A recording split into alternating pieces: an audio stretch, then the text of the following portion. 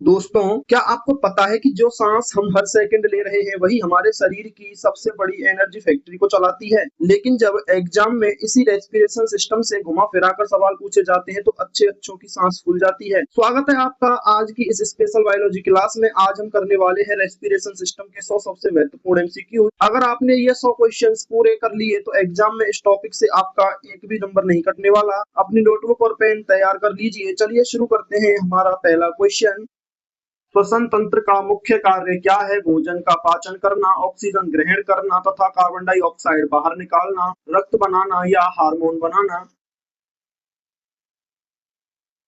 Oxygen ग्रहण करना तथा कार्बन डाइऑक्साइड बाहर निकालना। श्वसन तंत्र का मुख्य कार्य शरीर को ऑक्सीजन उपलब्ध कराना तथा कोशिकीय श्वसन से उत्पन्न कार्बन डाइऑक्साइड को बाहर निकालना है। यह गैसों के संतुलन को बनाए रखता है।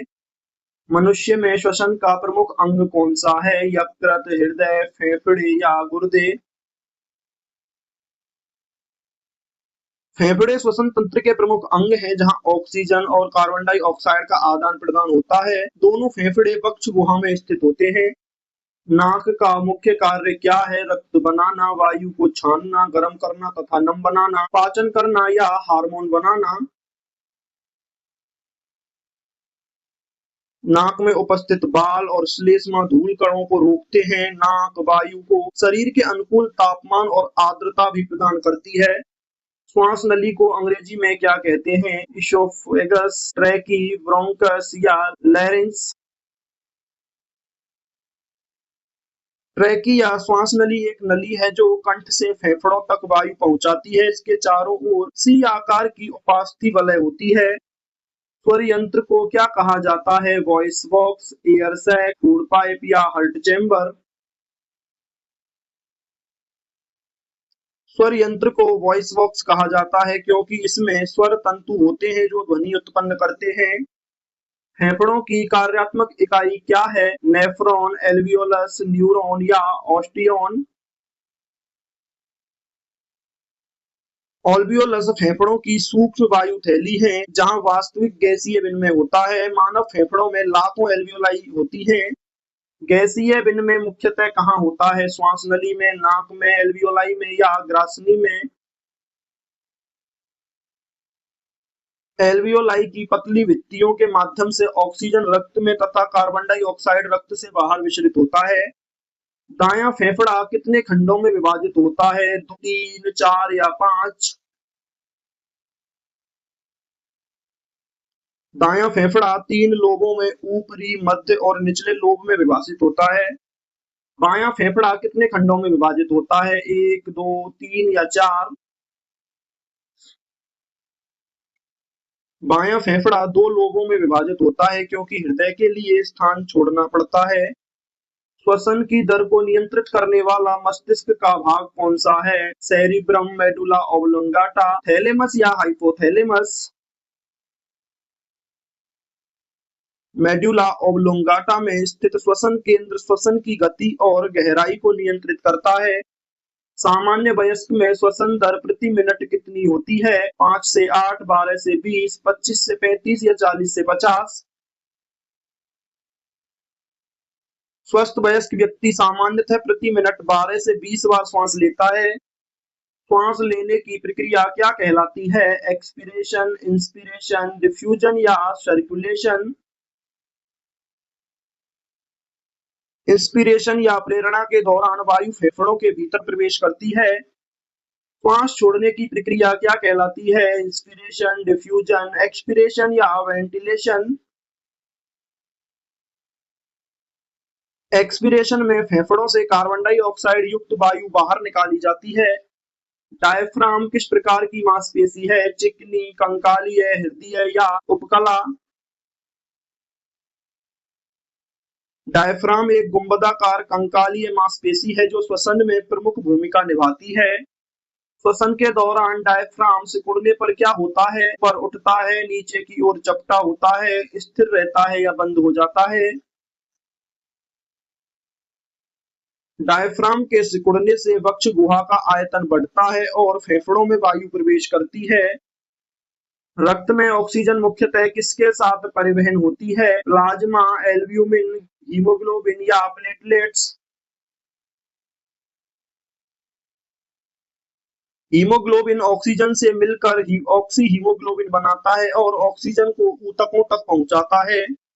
कार्बन डाइऑक्साइड का अधिकांश परिवहन किस रूप में होता है? घुली हुई गैसें, कार्बोमिनोहीमोग्लोबिन, बाइकार्बोनेट आयन या ऑक्सी हीमोग्लोबिन।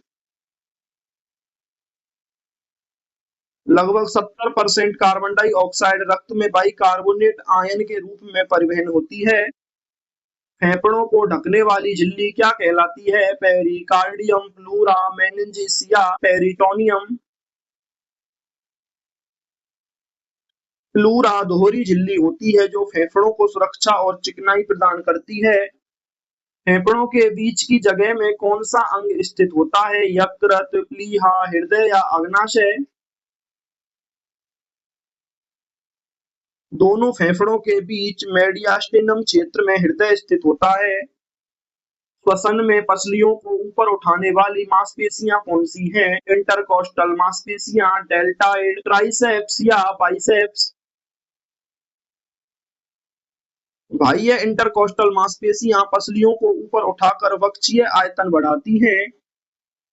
फेफड़ों में वायु पहुंचाने वाली मुख्य शाखाएं क्या कहलाती हैं? ब्रोंकाई, वेन्यूल, आर्टरी या कैपिलरी।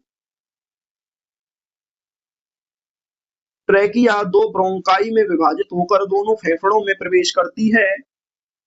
ब्रोंकाई की छोटी शाखाओं को क्या कहते हैं? एल्वियोली, ब्रोंकियोल्स, नेफ्रॉन या लोब्यूल। ब्रोंकियोल्स वायु को अल्वियोलाई तक पहुंचाती है। सामान्य ज्वारीय आयतन लगभग कितना होता है? 500 ml, 50 ml, 1500 ml या 2500 ml। सामान्य श्वास में लगभग 500 ml वायु का आदान प्रदान होता है जिसे टाइडल वॉल्यूम कहते हैं। श्वसन वर्णक कौन सा है? मेलानिन, हीमोग्लोबिन, केराटिन या कोलेजन। हीमोग्लोबिन लाल रक्त कोशिकाओं में पाया जाने वाला श्वसन वर्णक है। ऑक्सीजन का विसरण किस दिशा में होता है? ऊतकों से रक्त में, अल्वियोलाई से रक्त में, रक्त से अल्वियोलाई में, हृदय से फेफड़ों में। ऑक्सीजन उच्च सांद्रता वाले एल्वियोलाई से निम्न सांद्रता वाले रक्त में प्रवेश करती है। श्वसन तंत्र का कौन सा भाग भोजन को वायु मार्ग में जाने से रोकता है? ब्रोंकस, एपिग्लोटिस, प्लूरा या अल्वियोलस। एपिग्लोटिस निगलने के समय श्वास नली को बंद कर देता है। फेफड़ों में गैसीय विनिमय का सिद्धांत किस पर आधारित है? परासरण, विसरण, सक्रिय परिवहन या पाचन। गैसें सांद्रता प्रवणता के अनुसार विसरण द्वारा स्थानांतरित होती हैं। दमा में कौन सा भाग प्रभावित होता है? ब्रोंकियोल्स, यकृत, हृदय या गुर्दा। अस्थमा में वायु मार्ग संकुचित हो जाते हैं जिससे सांस लेने में कठिनाई होती है। क्षय रोग का प्रमुख प्रभावित अंग कौन सा है? मस्तिष्क, फेफड़ा, त्वचा या हड्डी। टीबी मुख्यतः फेफड़ों को प्रभावित करती है और इसका कारण माइकोबैक्टीरियम ट्यूबरकुलोसिस है। निमोनिया में क्या होता है? फेफड़ों की वायु थैलियों में द्रव भर जाता है, हड्डियां टूटती हैं, रक्तचाप बढ़ता है या त्वचा मोटी होती है। निमोनिया में अल्वियोलाई में द्रव और मवाद भर जाता है जिससे गैसीय विनिमय प्रभावित होता है। फेफड़ों की कुल क्षमता लगभग कितनी होती है? 1 लीटर, 2 लीटर, 6 लीटर या 10 लीटर। एक स्वस्थ वयस्क में फेफड़ों की कुल क्षमता लगभग 6 लीटर होती है। धूम्रपान से सबसे अधिक प्रभावित अंग कौन सा है? फेफड़ा, नेत्र, दांत या नाखून। धूम्रपान फेफड़ों को गंभीर रूप से क्षति पहुंचाता है और कैंसर का खतरा बढ़ाता है। ऑक्सीजन की कमी को क्या कहते हैं? हाइपोक्सिया, हाइपरटेंशन, एनीमिया या एडिमा। जब ऊतकों को पर्याप्त ऑक्सीजन नहीं मिलती तो उसे हाइपोक्सिया कहते हैं। रक्त में कार्बन डाइऑक्साइड बढ़ने पर श्वसन दर क्या होती है? कम हो जाती है, बढ़ती है, समाप्त हो जाती है या स्थिर रहती है? अधिक कार्बन डाइऑक्साइड श्वसन केंद्र को उत्तेजित कर श्वसन दर बढ़ा देती है। श्वसन तंत्र का सबसे भारी प्रवेश द्वार कौन सा है? नाक, फेफड़ा, ब्रोंकस या अल्वियोलस?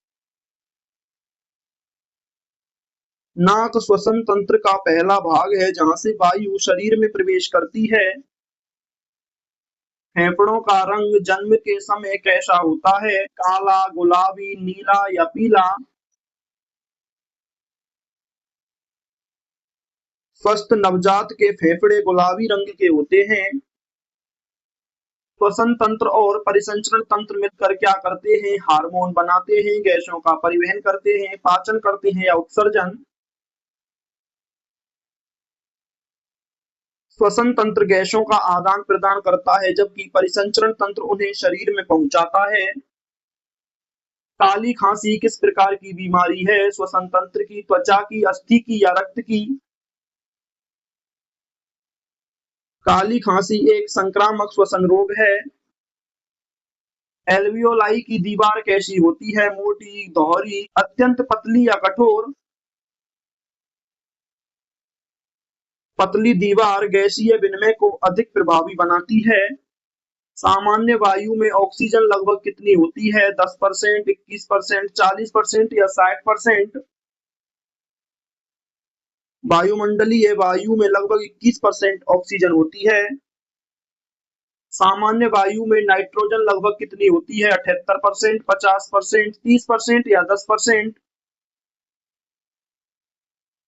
नाइट्रोजन वायुमंडल की सर्वाधिक मात्रा वाली गैस है। हीमोग्लोबिन किस कोशिका में पाया जाता है? आरबीसी, डब्ल्यूबीसी, प्लेटलेट्स या न्यूरॉन? लाल रक्त कोशिकाएं हीमोग्लोबिन को वहन करती हैं। सांस लेने के दौरान वक्ष गुहा का आयतन क्या होता है? घटता है, बढ़ता है, समान रहता है या समाप्त हो जाता है? आयतन बढ़ने से दबाव घटता है और वायु भीतर प्रवेश करती है। सांस छोड़ते समय फेफड़ों का आयतन क्या होता है? बढ़ता है, घटता है, समान रहता है या दो गुना हो जाता है? घटता है। आयतन कम होने से वायु बाहर निकलती है। फेफड़ों में गैसों के आदान प्रदान की सतह बहुत अधिक क्यों होती है? एल्वियोलाई की अधिक संख्या के कारण, हड्डियों के कारण, रक्त के कारण या तंत्रिकाओं के कारण? लाखों एल्वियोलाई मिलकर विशाल सतह क्षेत्र प्रदान करती हैं। कार्बन मोनोऑक्साइड हीमोग्लोबिन से ऑक्सीजन की तुलना में कितनी अधिक मजबूती से जुड़ती है? 20 गुना, 50 गुना, 200 गुना या 500 गुना? 200 गुना। कार्बन मोनोऑक्साइड की हीमोग्लोबिन के प्रति अत्यधिक आकर्षण शक्ति होती है जिससे ऑक्सीजन परिवहन बाधित हो जाता है। श्वसन का नियंत्रण मुख्यतः किस गैस के स्तर से प्रभावित होता है? नाइट्रोजन, हीलियम, कार्बन डाइऑक्साइड या आर्गन? कार्बन डाइऑक्साइड की मात्रा बढ़ने पर श्वसन केंद्र अधिक सक्रिय हो जाता है। कृत्रिम श्वसन का उद्देश्य क्या है? पाचन कराना, गैसों का आदान प्रदान बनाए रखना, रक्त बनाना या हार्मोन बनाना? जब व्यक्ति स्वयं सांस नहीं ले पाता तब कृत्रिम श्वसन जीवन रक्षक सिद्ध होता है। फेफड़ों में रक्त लाने वाली धमनी कौन सी है? कोरोनरी धमनी, फुफ्फुसीय धमनी, महाधमनी या कैरोटिड धमनी? फुफ्फुसीय धमनी हृदय से अशुद्ध रक्त को फेफड़ों तक ले जाती है। फेफड़ों में शुद्ध रक्त हृदय तक कौन सी सिरा लाती है? जुगुलर सिरा, वेना कावा, फुफ्फुसीय सिरा या पोर्टल सिरा? फुफ्फुसीय सिराएं ऑक्सीजन युक्त रक्त को फेफड़ों से हृदय के बाएं आलिंद तक पहुंचाती हैं। श्वसन तंत्र का कौन सा भाग नाक और स्वर यंत्र के बीच स्थित होता है? ग्रसनी, श्वासनली, ब्रोंकस या एल्वियोलस? ग्रसनी श्वसन एवं पाचन तंत्र दोनों का सामान्य मार्ग है। यह नाक से आने वाली वायु को स्वर यंत्र तक पहुंचाती है तथा भोजन को ग्रास नली तक पहुंचाने में सहायता करती है। श्वास नली की दीवार में सी आकार के छल्ले किस पदार्थ के बने होते हैं? अस्थि, उपास्थि, मांसपेशी या संयोजी ऊतक? श्वास नली में सी आकार के उपास्थीय छल्ले पाए जाते हैं जो इसे दबने से बचाते हैं तथा वायु मार्ग को खुला रखते हैं। फेफड़ों में ऑक्सीजन युक्त रक्त किस कक्ष में प्रवेश करता है? दायां आलिंद, दायां निलय, बायां आलिंद या बायां निलय? फुफ्फुसीय शिराओं द्वारा लाया गया ऑक्सीजन युक्त रक्त हृदय के बाएं आलिंद में प्रवेश करता है। सामान्य श्वसन को क्या कहा जाता है? यूपनी, एपनी, डिस्पनी या टैकिपनी?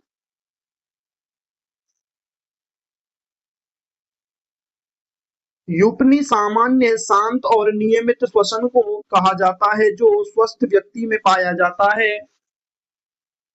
श्वसन का पूर्णतः रुक जाना क्या कहलाता है? हाइपोक्सिया, एपनिया, अस्थमा या साइनोसिस?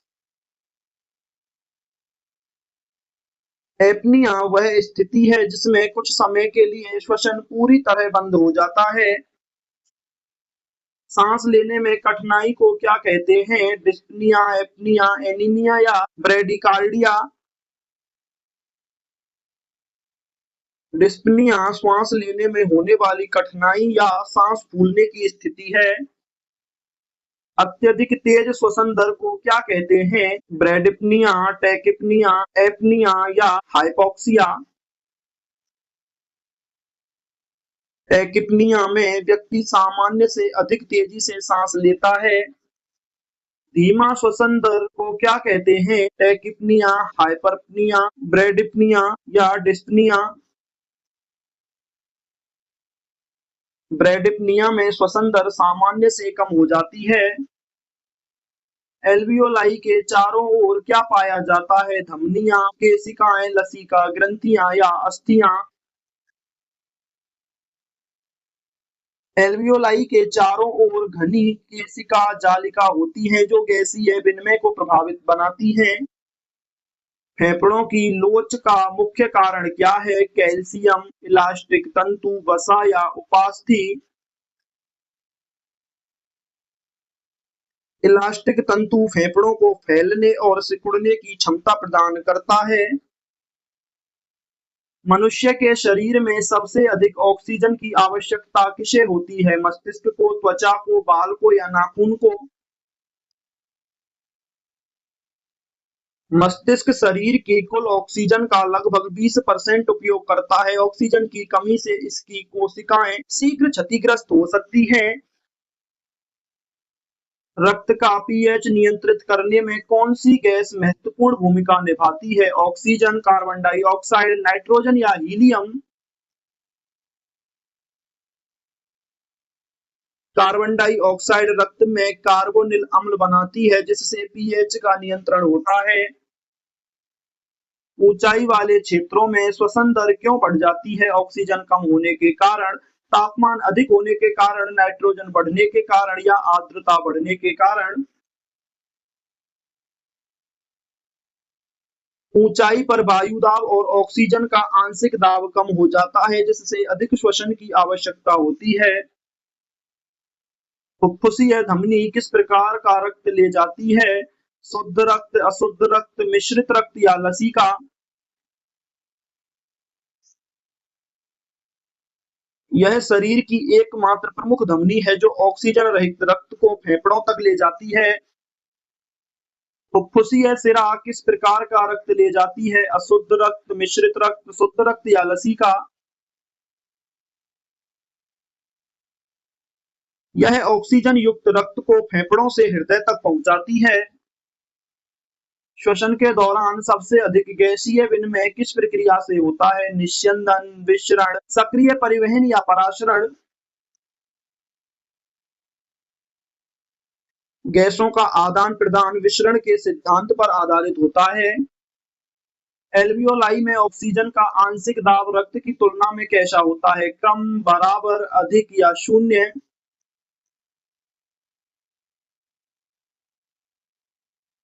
अधिक, इसी कारण ऑक्सीजन एल्वियोलाई से रक्त में विसरित होता है।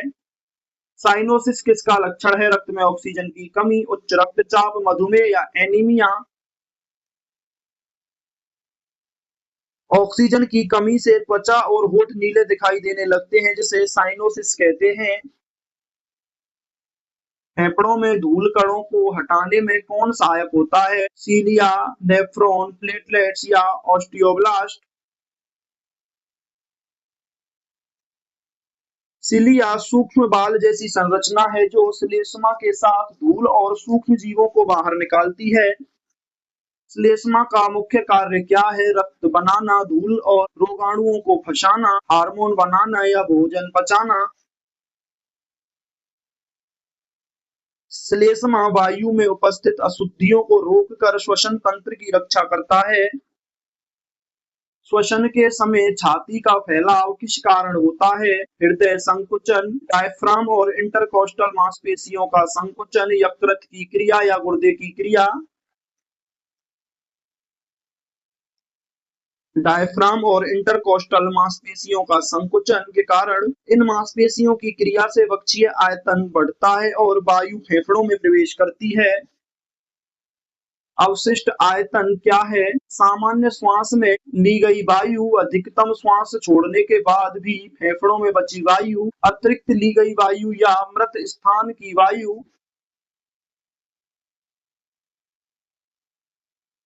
अधिकतम श्वास छोड़ने के बाद भी फेफड़ों में बची वायु, यह वायु फेफड़ों को पूरी तरह सिकुड़ने से बचाती है। स्पाइरोमीटर का उपयोग किसके लिए किया जाता है? रक्तचाप मापने हेतु, फेफड़ों की क्षमता मापने हेतु, तापमान मापने हेतु या नाड़ी मापने हेतु। स्पाइरोमीटर फेफड़ों के विभिन्न आयतनों और क्षमताओं को मापता है।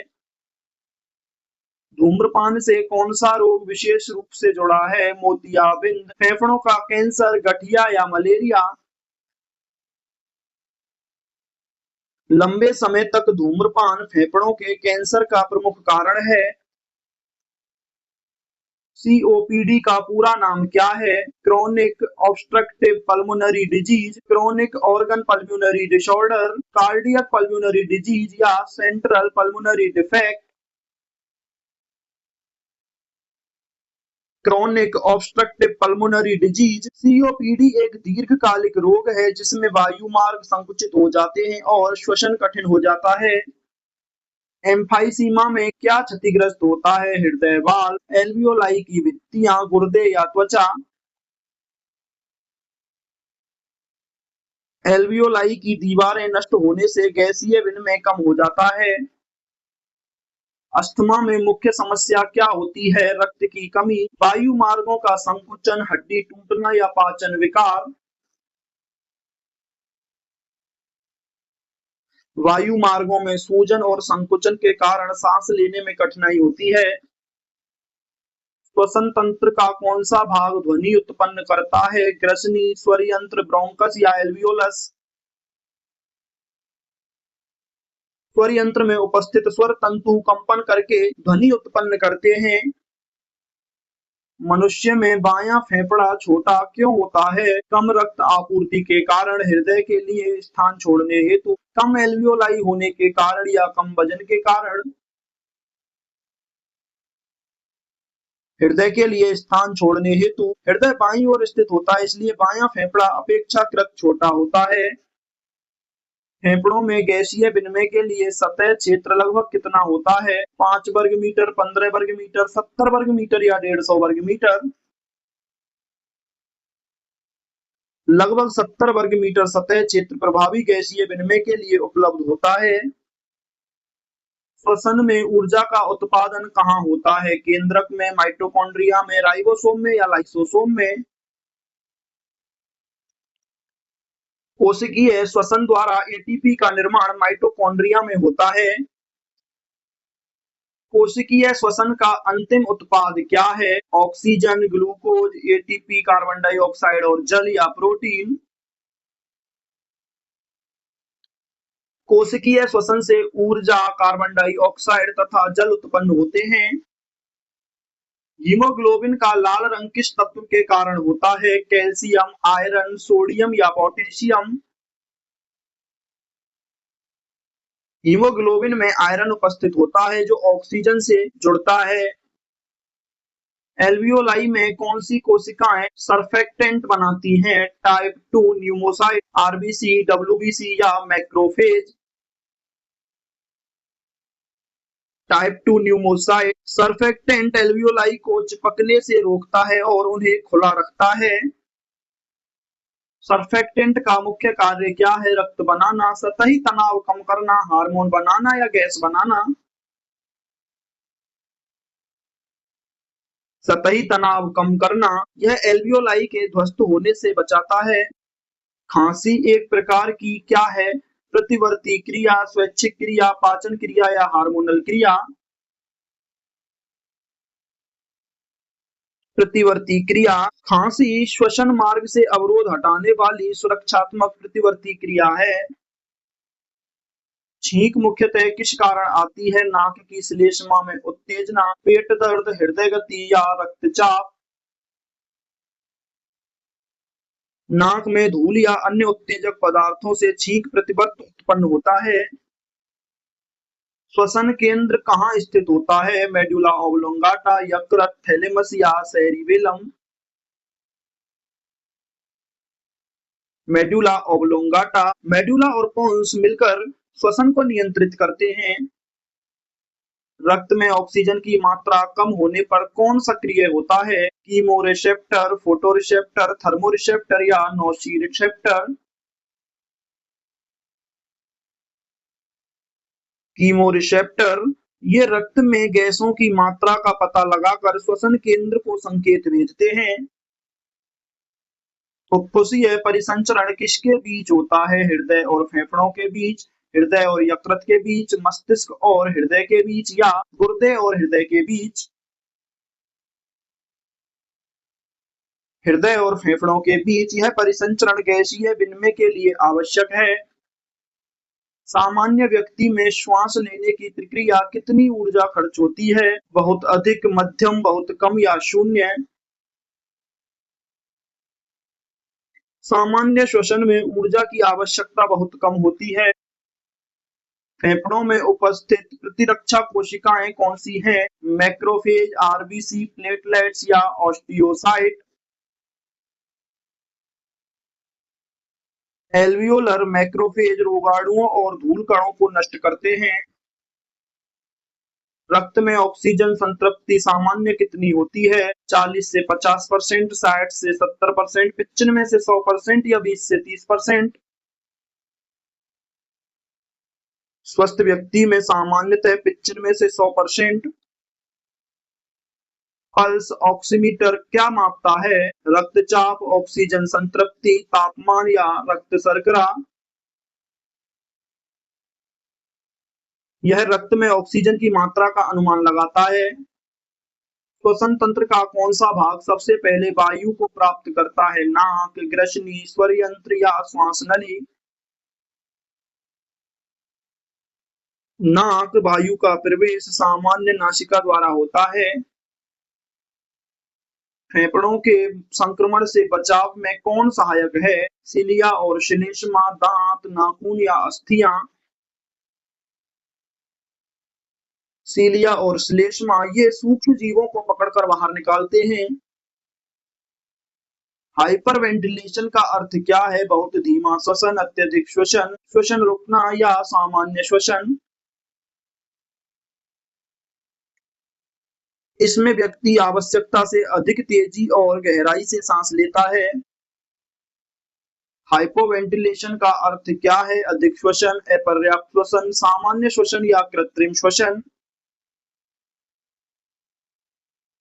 अपर्याप्त श्वसन। इसमें पर्याप्त वायु फेफड़ों तक नहीं पहुंचती और कार्बन डाइऑक्साइड बढ़ सकती है। श्वसन तंत्र के स्वास्थ्य हेतु सबसे महत्वपूर्ण आदत क्या है? नियमित व्यायाम, देर रात जागना या जंक फूड? नियमित व्यायाम फेफड़ों की क्षमता बढ़ाता है तथा श्वसन तंत्र को स्वस्थ रखता है। मानव श्वसन तंत्र का अंतिम गैसीय विनिमय स्थल कौन सा है? श्वास नली, ब्रोंकस, ब्रोंकियोल या एल्वियोलस? एल्वियोलस। एल्वियोलस श्वसन तंत्र की अंतिम संरचना है जहां ऑक्सीजन और कार्बन डाइऑक्साइड का वास्तविक आदान प्रदान होता है। लाखों एल्वियोलाई मिलकर फेफड़ों को अत्यधिक प्रभावी गैसीय विनिमय सतह प्रदान करते हैं। आप इस क्यूआर कोड को स्कैन करके हमारे टेलीग्राम चैनल से जुड़ सकते हैं। यहाँ आपको important notifications and exam updates, important PYQs, polls and quiz, class notes की पीपीटी तथा topic wise complete notes provide कराए जाते हैं। तो दोस्तों, ये थे रेस्पिरेशन सिस्टम के 100 मास्टर एमसीक्यू जो हर साल एग्जाम्स में बार बार रिपीट होते हैं। मुझे पूरा भरोसा है अब इस टॉपिक को लेकर आपका कॉन्फिडेंस लेवल एक अलग स्तर पर होगा। आज आपके 100 में से कितने सवाल सही हुए मुझे कमेंट करके जरूर बताना। मैं आप सभी के कमेंट्स का इंतजार करूंगा। अगर आज की क्लास अच्छी लगी हो तो वीडियो को लाइक जरूर करें और अपने दोस्तों के साथ शेयर करें। अगली क्लास में एक और धमाकेदार टॉपिक के साथ मिलेंगे। तब तक के लिए पढ़ते रहिए, सीखते रहिए। थैंक यू सो मच और ऑल द बेस्ट। जय हिंद।